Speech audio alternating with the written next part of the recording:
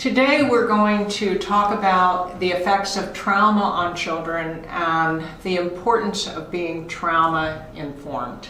This is a topic that may be difficult for some people to think about and listen to, but we have more and more information in this area that will help us support children when they have been exposed to trauma.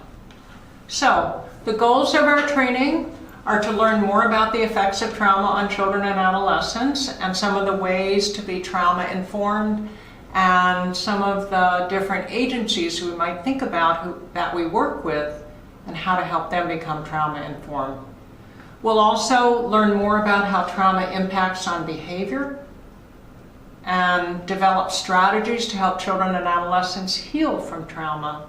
And finally, we'll consider how trauma affects systems that impact children and to think more about our relationship to children who may be traumatized as well as different systems.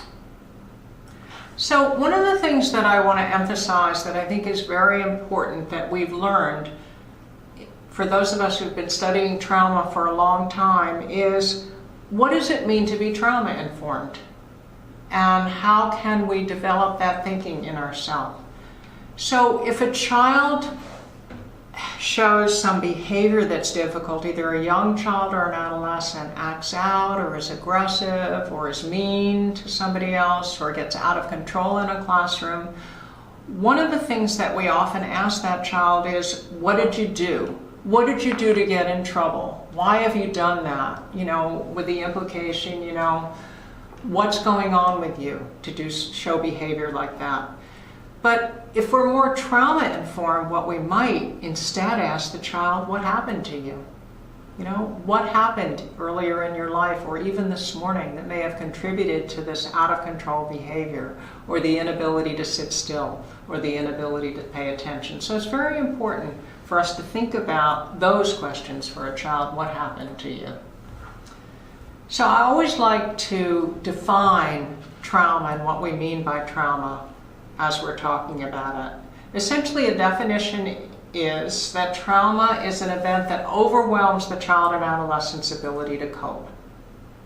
They feel fear, they feel helpless.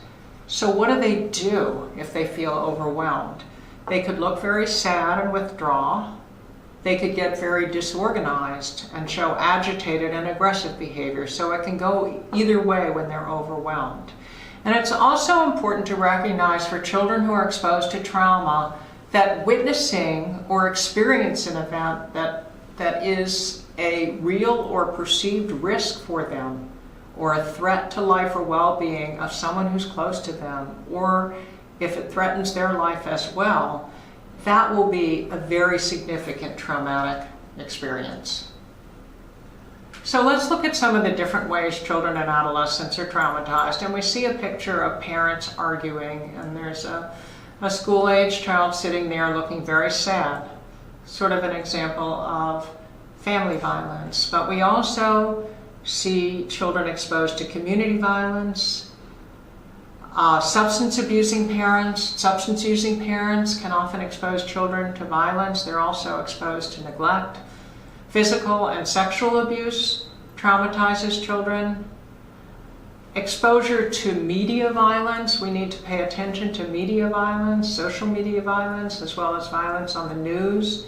Very important in terms of traumatizing children. And then also, people don't pay enough attention to exposure to natural or technological disasters and what happens with natural and technological disasters, how there's often separation of families, there's loss, there's displacement, there is loss of community, often loss of schools. So a lot of trauma that can occur with disasters. Certainly those of us who live on the Gulf Coast are very familiar with the effects of natural and technological disasters on children and adolescents.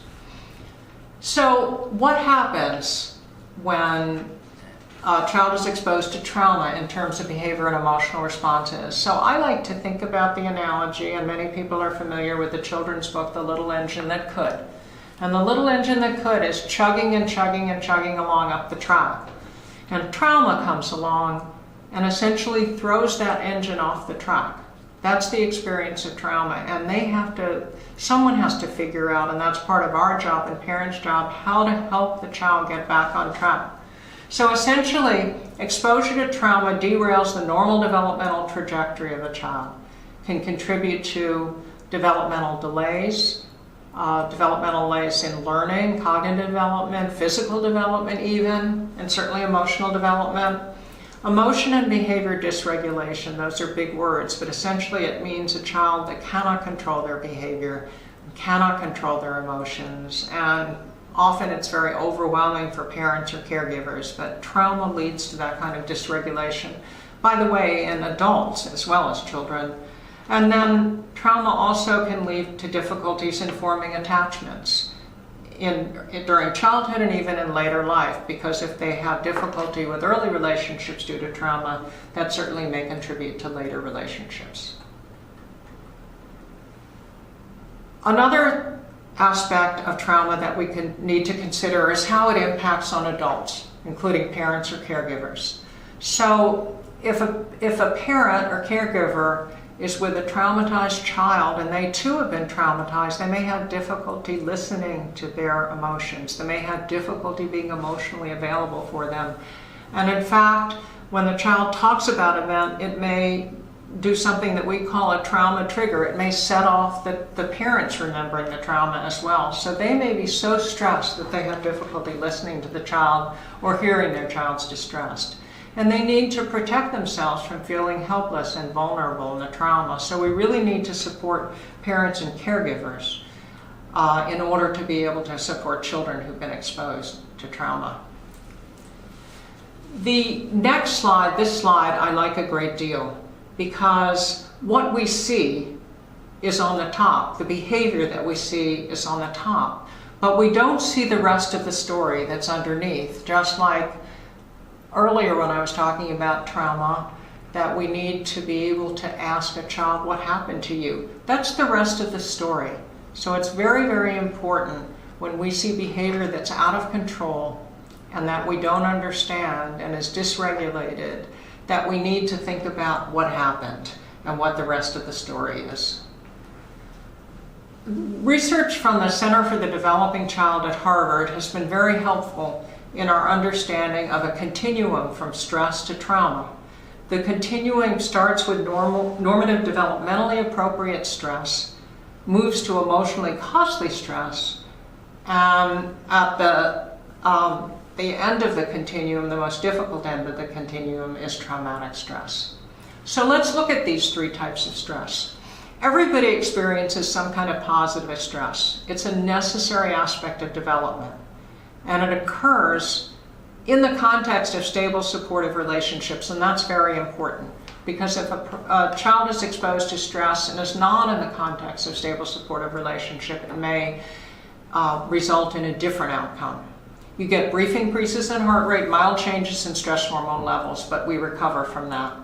The next level is tolerable stress, and this tolerable stress could disrupt brain architecture, the development of the brain, but it's buffered by supportive relationships. That's why supportive relationships are so important. And when we talk about brain architecture, what we're really talking about is the building blocks of the brain. And how the brain develops is influenced by the environment and stress in the environment as well as positive experiences in the environment. So if there's a stress response buffered by a supportive relationship, it causes less disruption in development in general and in the development of the brain. And tolerable stress does allow the brain an opportunity to recover with a supportive environment. And then there's toxic stress. And this is at the other extreme, where there's strong, prolonged activation of the body's stress response systems without the buffering protection of adult support. And with toxic stress, you can damage the developing brain architecture. That is, it influences the neuronal connections to come together in less positive ways. And that can result in what we call a short fuse for the body's stress response system. Can lead to lifelong problems in learning, behavior, and both physical and mental health, which is also why we want to intervene as early as possible if a child is exposed to stress. One of the very important books that was published now about 17 years ago, Neurons to Neighborhoods, was an effort by the editors Jack Shonkoff and Deborah Phillips to work with a panel, National Academy of Science panel, to translate science of child development into very understandable terms. They translated science and the science about brain development and other development in young children in ways that people could understand who weren't neuroscientists. And the key conclusions that came out of their book were, first, all children are born wired and ready to learn. That children come into the world ready to learn. Certainly some children come into the world with more difficulties if they've been born prematurely or been exposed to different things prenatally, or there are other kinds of risk factors that occur, but most children are born wired and ready to learn. And the second important theme is that early environments matter and nurturing relationships are essential. That's what I was talking about related to the effects of stress. Unfortunately, while society changes, the needs of young children are not being addressed adequately, and we need to pay more attention, and that's important in education and science. So the idea of interaction among early childhood science, policy, and practice are very important. And it's problematic if enough of that doesn't occur, bringing science and policy to practice, and we need to rethink that. Those were the major overarching themes from Neurons to Neighborhoods. So some very straightforward ways to understand how early experiences affect brain development. Parents and other caregivers play a crucial role in providing nurturing and stimulation, the nurturing and stimulations that children require. So parents and other caregivers play a crucial role in providing nurturing and stimulation that parents require. And it's very important to recognize that these experiences are going to affect brain development. A child's experience determines how his or her brain will develop. So again, it's a balance between nature, what the child comes in with, and nurture. And early experience is extremely important. Here we see a picture of a healthy brain and an abused brain. This is a slide that was originally developed by the Center for Disease Control, the CDC. And what we see here in the healthy brain on the left is a multitude of neuronal connections, as compared with the abused brain on the right, where there are fewer neuronal connections. And a way to understand this in a simpler way, this is not complex neuroscience, is the aspect of pruning. So as you can see on this slide, a newborn comes in the world with a certain number of neuronal connections. And what happens during early childhood is many more connections are formed, many more neuronal connections are formed. So how those come together, how they are pruned, depend upon experience. So in later childhood, we see fewer neuronal connections or a combination of neuronal connections. And from early childhood to late childhood, how those come together depends upon experience. The neuronal connections will be more positive if there's some positive experience, and there may be difficulties if there are fewer positive experiences, just as we saw in the brain slide. One of the ways that we have been able to learn more about how early experiences affect children is through the Adverse Childhood Experiences study that was originally done at Kaiser Permanente with 18,000 participants. And in this study, they examined health and social effect of adverse childhood experiences, and it actually came out of, as it was told by Robert Anda and Vince Folletti, they were working in Kaiser Permanente with individuals on a bariatric unit where they needed to have surgery for their health. And particularly some of the women didn't want to have the surgery. And as they talked to them further, they learned that one of the reasons they didn't want to have the surgery is they really didn't want to be attractive and they didn't want to be slimmer. And as they went further into their history, they learned that many of these women had been exposed to trauma. Many had been exposed to sexual abuse. And they learned, as they started to study over a period of time, that trauma exposure is associated with a number of common health problems, and we see what it does along the way.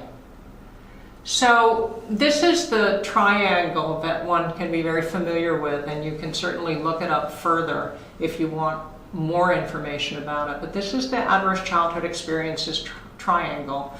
It starts with adverse childhood experiences and the numbers of adverse childhood experiences like abuse or neglect, exposure to domestic violence, exposure to community violence, other kinds of even a car accident, a loss.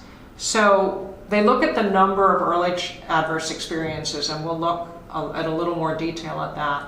So those early experiences affect their social, emotional development and cognitive development. So you can see impairments even as early childhood based on the number of adverse childhood experiences. At the next level, children and adolescents may adopt health risk behaviors. Smoking, they may get into trouble at school, promiscuity in sexual relationships, other kinds of health risk behaviors, fights, joining gangs, other types of things, which then can lead to disease and disability and social problems.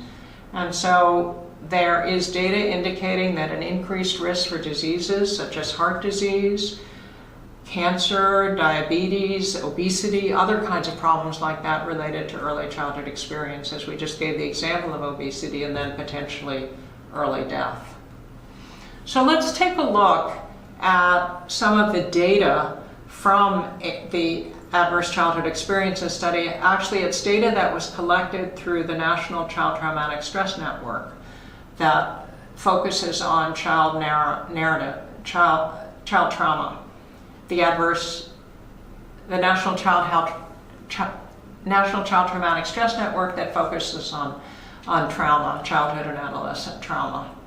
And you can see the different adversities and how they're measured. So in the original ACEs, which we see in red, those are the most commonly reported traumas in studies that look at additional traumas. And so here we see traumatic loss or bereavement and separation, domestic violence, impaired caregiver for some reason or other. It could be mental health or substance use, emotional abuse, neglect, physical abuse, and sexual abuse. So those were the most commonly reported.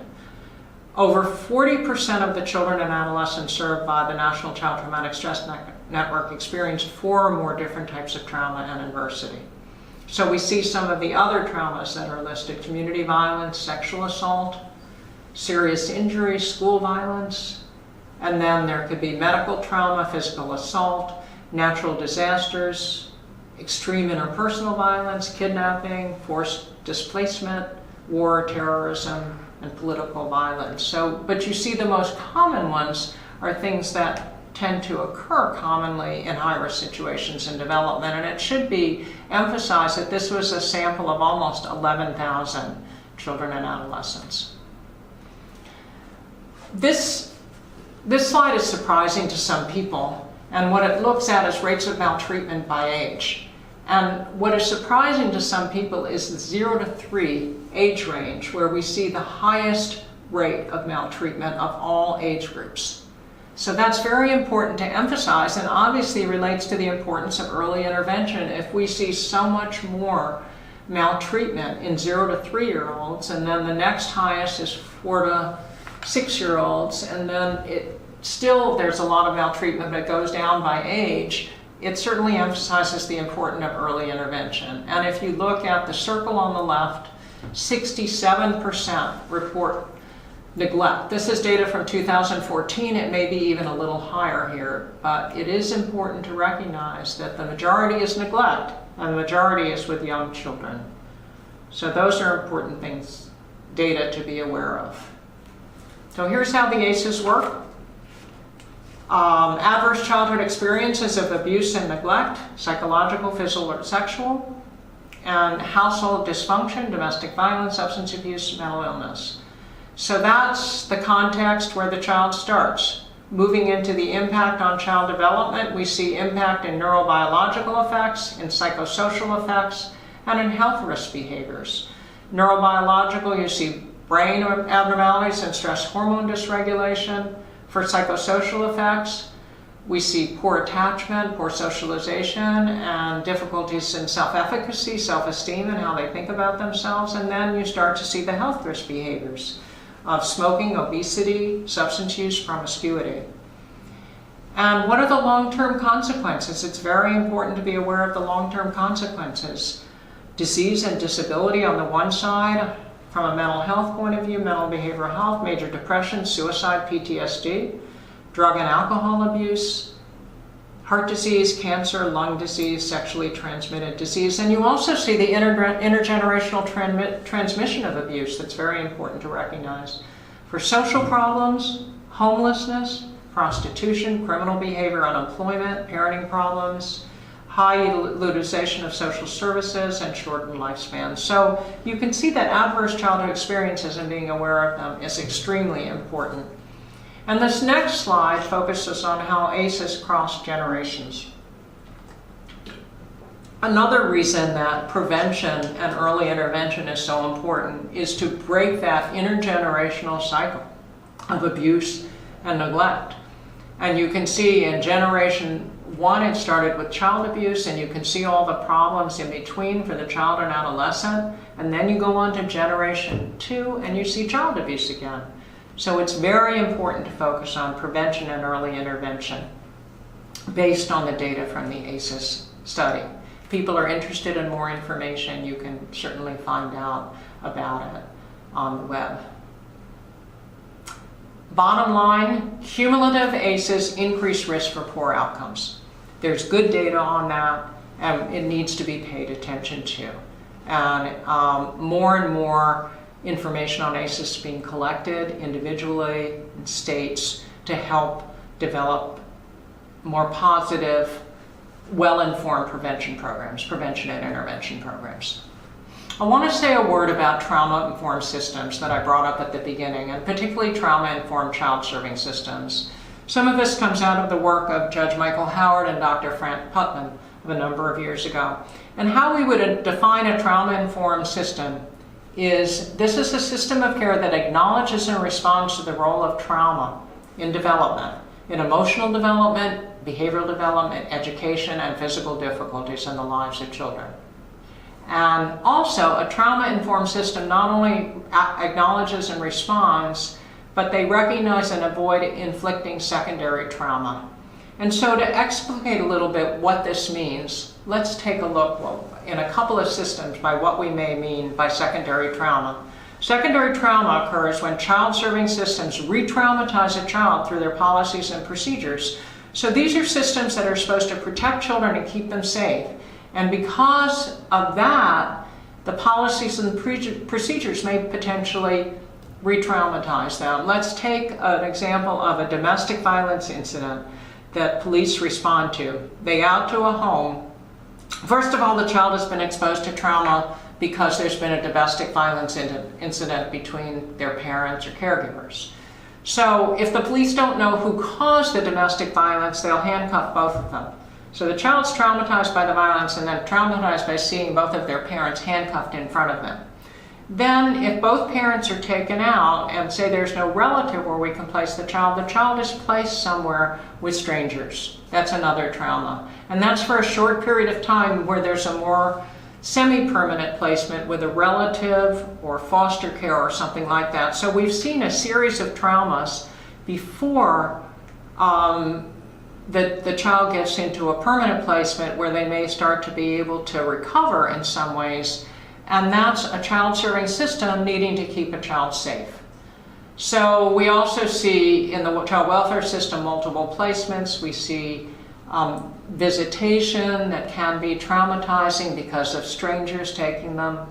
We see change of caseworkers. In detention centers, there can be re-traumatization. There's also institutional trauma. So systems that are designed to protect children may re-traumatize them. As we conclude our discussion about trauma and the effects on children and families and what we can do, it's very important to emphasize self-care. Self-care is extremely important for individuals who work with traumatized children and adolescents because it can often be very difficult work. So there are certain things that we can do to maintain adequate self-care. One of them is to know and honor your personal limitations, what you can do and what you can't do and what you're comfortable with. And also being aware of the fact that the work is difficult. Secondly, it's important to exercise compassion for yourself. If you're feeling overwhelmed and it feels like too much, learning to say no can be very important so that you're able to be reasonably comfortable and do well with the work that you're doing. Also, for those of us who work with children and adolescents who are traumatized and families, it's very, very important to maintain appropriate boundaries.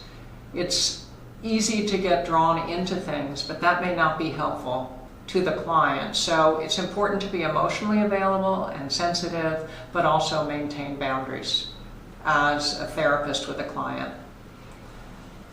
Finally, it's important to think about staying emotionally connected without becoming over-involved. To say to yourself sometimes, whose needs am I meeting? And am I working harder than the person that I'm trying to help? So that's a very, very important aspect of the work. And finally, leave work at work. It's important to get a break from our work, and particularly when we work with people who are traumatized, so that we're able to regroup and refresh ourselves in some other ways.